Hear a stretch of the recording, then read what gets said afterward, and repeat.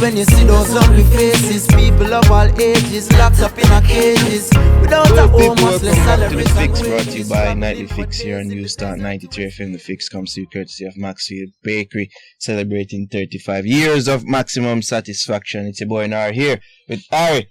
Big up DJ Burns at the building, big up on our productions. Don't know people right now. Kimi in the building. Oh, could I forget? Kimi are too big friend. In the building. Big up yourself, Kimi. But right now it's all about special guests in the building of people. All the way from Bebel Rocking. Where is Bebel Rocking? Wakanda? If we make a door, a Kabaka Pyramid people in the building. Accurate. Blessed love, you know? Yes. So you're here promoting your new album. Your debut, is it debut, yes? Debut album, Kontraband. See it, eh? Yeah. Oh, see, he has merchandise. Oh my God, it's official. No, I feel bad because merch that we're not merch. Now you love free things, you love free things. Just blame management for that. So it's your debut album. You've been in this industry for a long time. So why no? Why? Or is it me just to make it seem like a long time? Well, it depends, you know. Because I dropped my first EP in 2011. So it's like a while now. What is now? 2018? Yes. Yeah, I don't know math, but that's 7 years. So yeah, what I do? I drop things in you know, right. in between just for kind of keep the thing bubbling, you know, and singles of course. So I drop the EP, I did do a compilation in 2013. Did a mixtape with Major Lazer. When was it? 2016, 2015? 2016. And I just feel like now is the time. Right. You know, we get the opportunity to work with Junior Gang and, you know, the great Zilla. Can I just get a round of applause for that? It's a good look.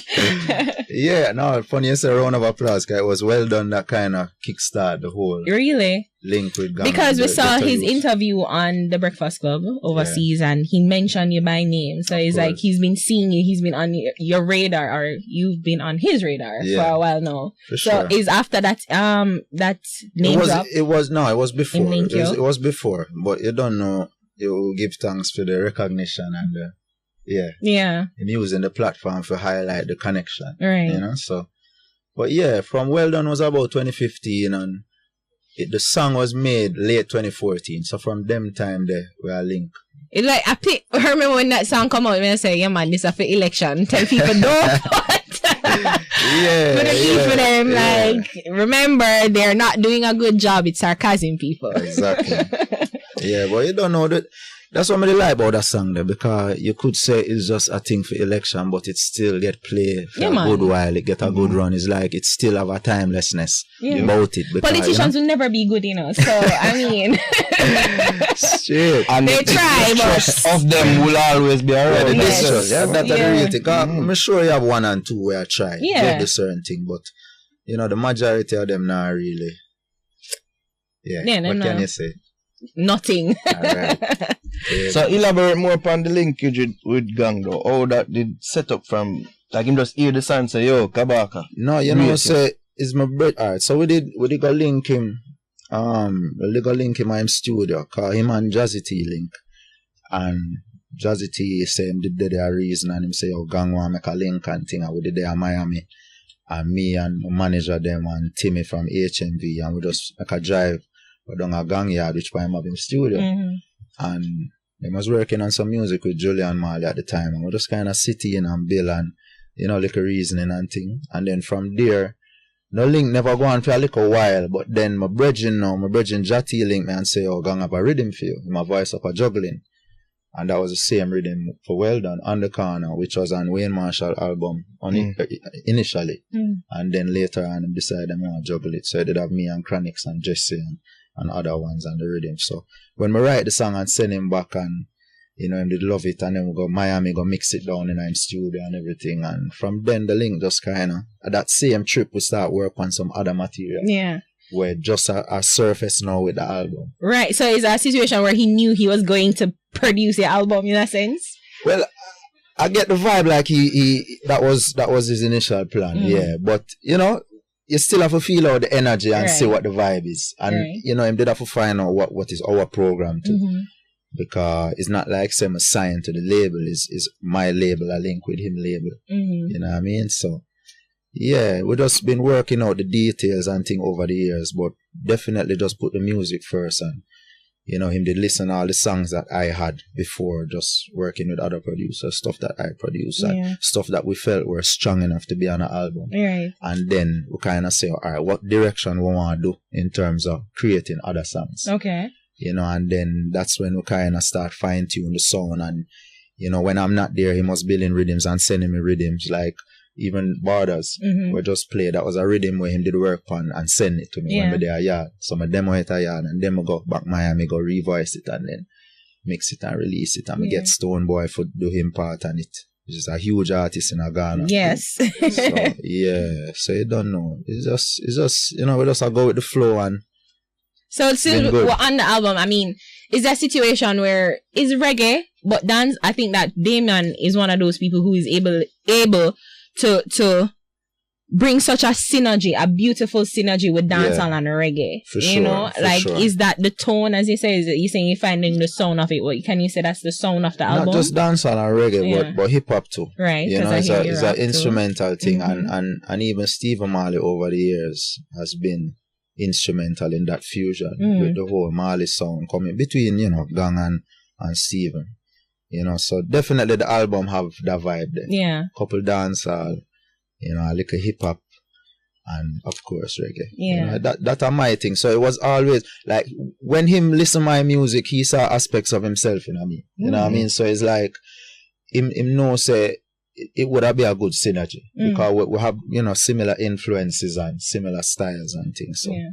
So how many songs are on the album? Is it like regular? 15 and I want to put a bonus track on it. Okay. Yeah. And is he featured? Is Damian featured on it? Yeah, we have one song together. Okay. We have one song together. So is that going to be a single or is just definitely, yeah, but we're not dropping it right now. Oh, okay. Like closer to when the album release, so I can drop that single there. Okay. I know you have a question to ask, but ask one more. Kontraband, most people know what Kontraband means, something illegal and whatever. Yeah. Why, as a Rastafarian, would you name your album Kontraband? Why? Because we feel like the message where Rasta bring is like contraband now. Just the way of the time set and the way of the world set right now is like the consciousness or where I bring to the music is like them want to ban it. It's like nobody now play it, nobody now feature it. Unless you deal with slackness or vanity or them thing there, it's like your thing now get no highlights. So it come in like contraband. Them don't want the people them have it. So we just and is it locally you feel like your music, reggae music is contraband in Jamaica? Primarily locally still. Yeah. Like my things shift a lot. Like even going to the Caribbean I kinda see.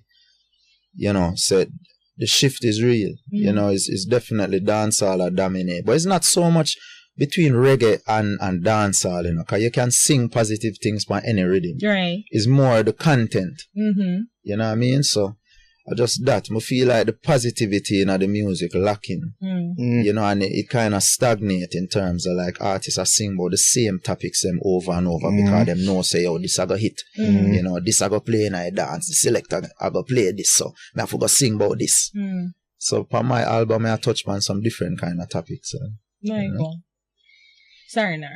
You can't go on. When I have a song with me and Protege called Where is the World I Know. Okay. Where we talk about, how things change and more time I feel like the world where we grew up in the 80s, 90s, like in a dead again. You know what I mean? So I have a song about that. I have a song called Meaning of Life where I deal with the concept of reincarnation. Rasta believe in an impregnate? Not every Rasta. Okay. I'm sorry, I'm stereotyping, but yeah, so it go. But we just approach it from an intellectual kind of perspective, And yeah. So I have, of course, Borders, like it's not every day a man from Jamaica sing about human rights and refugees and everything there. So, yeah. Like you just don't talk about that and you talk about Borders. You think as what you just talked about is a sort of border in the music itself between reggae and dancehall? Yeah, it's like dancehall culture and what it brings is very appealing. Like I understand the appeal for dancehall culture. You understand? But I feel like the balance is necessary.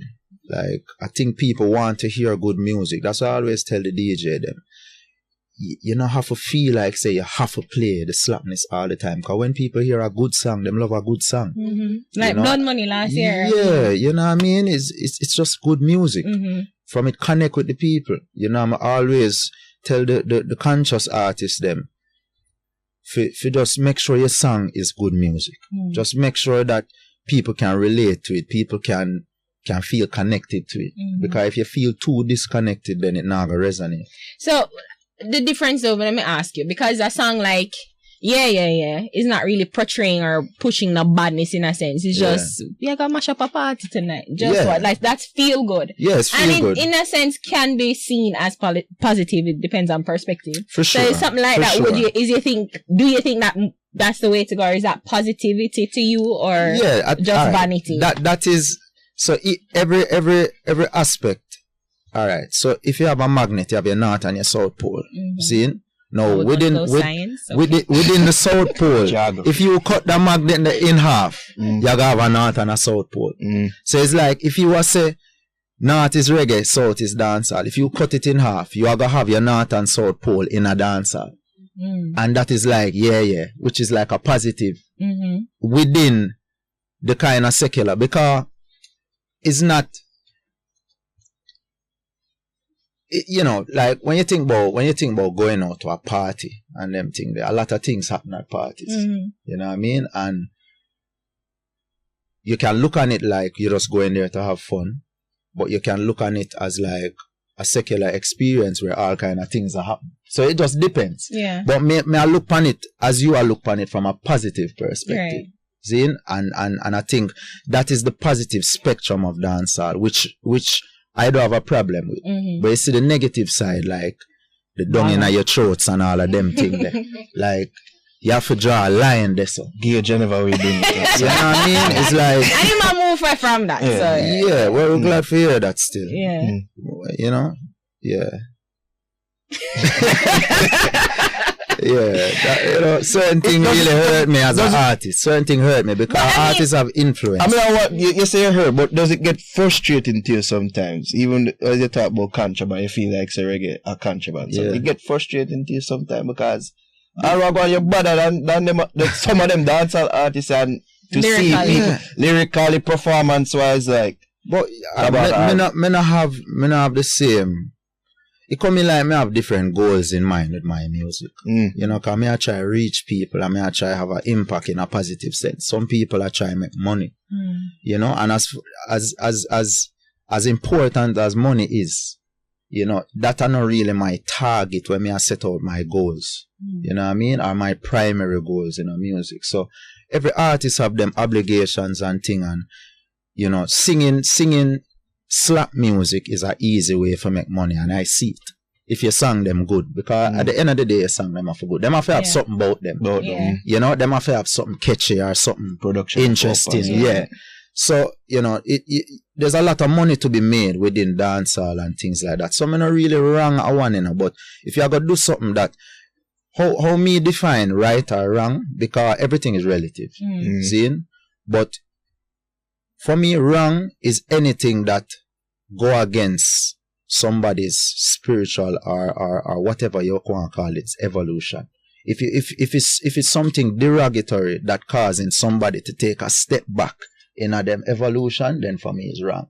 And if you are push things like violence and bleaching and all of them kind of thing there. Because to defend Gage, I'm saying, you know, that it's, some will consider it sex positive. And isn't sex positive? Like, shouldn't we all want to just find a mate, have sex and live good? Like, isn't that? And it's a part of dancehall culture to sex, you know? So it's not bringing violence. It's not dead to someone. No, but look how, when you listen to a song like that, how that make you feel about the woman who is describing in the song. You're not looking at that woman in a positive sense. So even if you want to take it pure, you can take things purely literally, you know, and look at the semantics, you know, but you have to deal with the reality of the situation. That's true. Okay. If it's bringing down women or it's lifting up women. Okay. You know what I mean? Okay, I appreciate it. And we have to, because perception is an aspect of reality, you know, so. Yeah. I appreciate that. Because I mean, him hate that song there too, so himself hate that song. See. Yeah, that's my thing. Like, as an artist, me no want do no music when me gonna regret later on. You know? Like, you have to be conscious. You know, I was listening to Proteges About Noon, and I think that song is, you know, very sexy, for want of a better term. Yeah. But you're saying that you can do songs like reggae artists, and I don't really see reggae artists really do them song there in that vein. And I'm thinking, like, why? Like, isn't sex supposed to be positive, or isn't? Of course, you can deal with sex, for sure. But deal with it with class. Like, About Noon is a classy song to me, if you ask me. Yeah, you know? right. So there's ways you can do it, and you know, we can sit and talk about music, because if you pre-soca, it's like 70% about sex. Like, really and truly, now, is that wrong? That is something up for debate. You know, but for me, there's always a way to go about things, and it's the vibe where you get from something. You know, like, me no want to listen to something and just feel turn off and feel no negative vibes from it. You know. Okay. So I guess, as you say, it's really about how you, the artist, feel afterwards, and how the listener interpret whatever it is. Exactly. Yes, that's all it boils down to, right? Yeah, I asked about the linkage Marley lead to her appearance in the BAM video. Was that planned, or just step on the ends and say forward? Well, that video. Yeah, it's basically like that, you know. With Video Jay-Z. shoot and just forward, just, you know, get a call and roll through. Yeah. Just enough for me, Jay-Z, and a reason with him, and, you know, nice vibe. Okay. I feel like a remix with you that shot it. I could call Gang and so on. Make some calls. Call Jigger. Yeah, why not? Bounty Killer was saying recently, like, reggae and dancehall, they're one of the same. You know, True. like, we shouldn't try and differentiate it. But what are your thoughts on that? Like, don't you think that the genres are different? It come back down to what I said a while ago. Like, we can take a literal interpretation, or we can just deal with the reality. Like, when you say dancer, you know what you mean. Yeah. You know what I mean? When you say reggae, you know what you mean. But on an academic level, it's one and the same. You know, so the dancehall is a place where you play reggae. You know, but it just in turn over the years, when you associate dancehall, like what happens in the dancehall, then it's like you start to sing songs about what happened in the dancehall, as opposed to just singing songs about life or whatever, and then it happened for playing at the dancehall. So it's them songs that about what go on in the dancehall are particularly suited to being played in the dancehall. Then it's like them songs that end up becoming what we consider dancehall. You know, and we talk about the songs that make you feel good, the songs upbeat, you know. I talk about, you know, partying, or I talk about, you know, violence, or whatever it is. Right. Things, you know what I mean? And so, in reality, there is a distinction, but semantically, it's all coming from Jamaica. It's all coming from one source. You know what I mean? But yeah, you can get into the you know, the science of the rhythm and the groove when it comes to dance, or when it comes to reggae. But you know, everything just kind of, you know, muddied up nowadays. Everything are fused into each other. But I gotta ask you, what you think about dancehall's relationship with hip hop and rap right now? Because you see some dancehall artists doing rap. You rap. Yeah. So what you think about like dancehall artists doing rap? I love it. I have no problem with it, because me grow up I listen dancehall, me grow up I listen hip hop. And for me, all I did want to see when me is a little youth is the connection get stronger. Because we see ones like Busta Rhymes and you know, Busta Rhymes and Bounty Killer change just like the weather. And Bounty is a man where do enough for me as a man where they want to see that connection there. Because I'm linked with the Fugees, I'm linked with Coca Brothers, I'm linked with whole heap of ones where, you know what I mean, Mobb Deep. You know, them is all people when me grow up I listen. So, you know, and we know, like, me, in my latter stages of high school, that's when like Cartel and Assassin and them on the bus. And it's some straight hip hop flows the man them I use. You know what I mean? Or the approach to the rhyming. Yeah. You know, I'm really love it. I them think that way I listen as youth.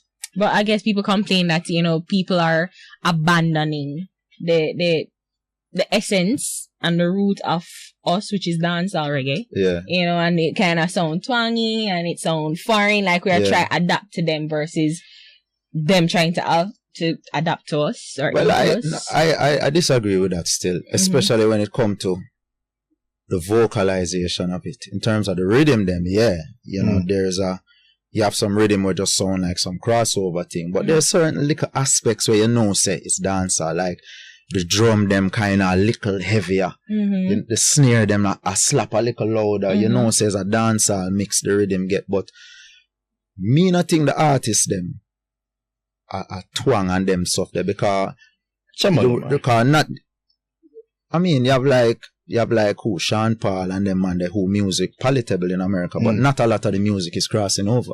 You know what I mean? In terms of a wide scale, you have music where get big in a certain place where whole heap of Jamaicans and Caribbean people there. Yeah. But in terms of songs actually crossing over, me feel the linguistics of it is one of the things them we've been holding that back. You know, and the reason why Rihanna them and Drake them can do it and it go big is because people understand it. Yeah. You know? People can understand patois. Exactly. Yeah. But we could talk about it. You know, I'm not say anything wrong with that. Yeah. But for me, that is an argument to say that we're dancehall artists. If you want to call artists dancehall artists, we just use the term. See, I feel like they are tailoring their music towards Caribbean people.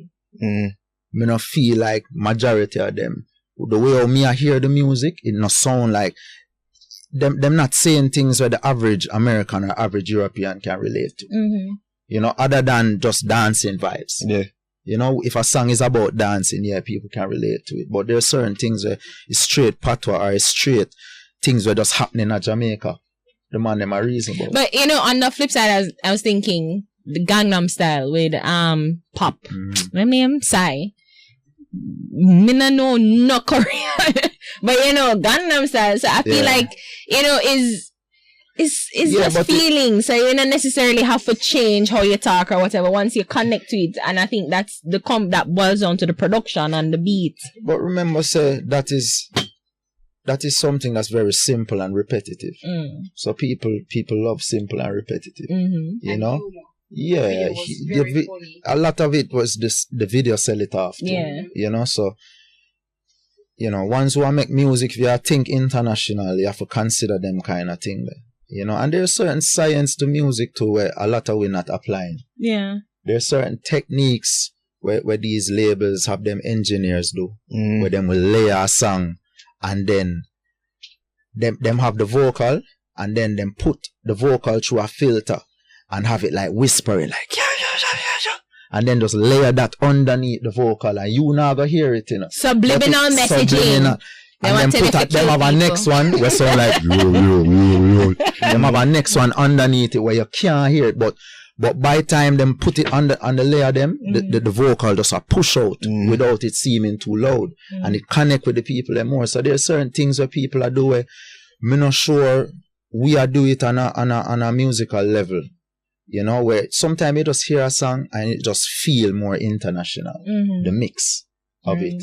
So that's a big factor. And you have one and two, you have like the super dupes and them man they where a mix the thing them pan like when them man they mix a reggae song, it just sound like it for them on foreign radio. True, super dupes, Don Carleon, Russian, you know, So them man they I use certain different techniques where, you know, if we really want the music, like me not feel like if we just make music just for the Caribbean. I feel like we want to have more artists who become international stars who can bring back money and invest in the country. Which is the goal. Yeah. Yeah. And to even bring it full circle to what we are talking about, me not necessarily feel like my type of music is music for that. You know, I feel like some happy songs, some feel good songs, and them thing that I go really do that. Yeah. Your song I challenge the brain. Yeah. So me I encourage the one say, you know, half ya go deep like me, you know, for do certain thing. But you know, but still I encourage the ones them for make you know have to switch up your whole thing and just sell out and start do some foreign song. But if you do 10 songs, do one where you feel like it can make it out there. You know what I mean? Or try see what you can where you can incorporate in your music, forget it out there. Because there's so much money being made off of music, and ones I do our music, but them I apply these knowledge and these sciences for make it go international. Okay. One last question. How did it feel about Etana and the backlash she received for getting that government grant? Because apparently you did apply for the grant too as well. Yeah, I got It was interesting. it was. Yeah, People have to say because she's a Trump supporter. She's a Trump supporting reggae singer. Yeah, the Trump thing never got so well still. We can tell you that. We never did I feel it personally. But you know, my buck Etana on the road still, and you don't really want to talk badly about your musical peers still. You know what I mean? But me just feel like for an artist on Etana level, at this stage in her career, she shouldn't need a grant like that. I think them grant there's more for upcoming artists. So you got it when you were an upcoming? Yeah, it was a couple years ago. And you don't know what I tour with my band, so I need the tour support. Which I could understand that. Yeah. But people, I guess it. Yeah, so Etana thing, it did come across a little weird still. But you don't know what's going on behind the scenes. Right. So you can't really judge. But me never did I feel a Trump thing, so it, and she said like she not live in Jamaica, and she don't want to live in Jamaica and them something there, but take money from Jamaica government, good tax paying money and them things. Your tax money. Yeah, so you have to be careful. You have to be careful because people remember stuff. True. People remember stuff. True. So your actions have to add up. Alright, so Kontraband, when is going to be out? Is it out yet? Because I was wondering. It's not out yet. I was wondering, yeah. It's looking like in a May. I'm going to drop it in a May. So why the pushback? Because I hear it's supposed to be in April. I just saw it go. If you ask any artist. Perfectionist, see? Yeah. Sometimes you just have to let it go and just say, you know what? Be free. I can't bother. Me just focus on the music side. Me just focus on the music side because me is a man where certain little thing in a track will drive me crazy. So I have to make sure our gang called me a maniac the other day. I said because how me picky when it come to the mix them and it come to the editing and them things. So it's just so me say because as a man we produce something, you kinda where you want it sound and where you want it feel like. Okay. The perfectionist in you. One thing you do you have a tour where you embark on in the US. Yes. Texas on the West Coast. Yeah, well, 420. Makes sense. The Ganja Day. So we did want to release the album on that date there still, but it never worked out. It never worked out. We couldn't finish all the songs in time. But my Earth song is the 19th. The great month of April. No, it's January, but it's inaccurate. Also scheduled for appear at Austin Reggae Festival. Yeah, that's on the 20th. That's on the 20th. So then Austin, and then we work away, go Kaya Fest. We have a couple dates in between. So Kaya Fest is, Stephen Marley, a Fame Baby, that that big festival, and they move it to LA now. So it was in Miami last year. Okay. And we're looking forward to that. We're up on the Sunday night, Chronics up on it as well, and you don't know what I gotta represent. But did for ask you, how did it feel about the Grammy thing? You feel kind of conflicted? A little bit. but me conflicted for different reasons too. Because I remember saying me have a verse on Morgan Heritage album. So, obviously me didn't know say Ganga go win still. Like if you did ask me before, me tell you say. I mean, you were rude. I think that was it. I said that too. Like we know that he was going to win, and of course, but as me look on Gang to him face and tell him say, it would have been good for the industry if Chronics win. At this time. Yeah. And him view is that they both deserve it. The albums are both good. For me, I think Damian album was a little bit more a reggae album, just in terms of the actual songs. So I don't know if that was a factor, but they were both brilliant albums. Like Chronic's album really impressed me. Like the production, the songwriting, You know, him just took it to a different level. I mean, a lot of people appreciate the album, but I don't know if people really appreciate it on the level where it deserves, because yeah. You see the growth and the evolution of Chronixx in that one. For sure. Yeah. Bless up, Kabaka. Hopefully your album It's going, we're going to say one this one.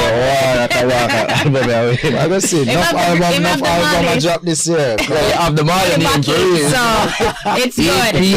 Yeah, it's good. I gotta say, big up Protege, I drop him album too, so I look forward to that. And who else I drop? A couple other people.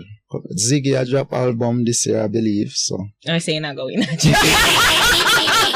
rough. I'm joking.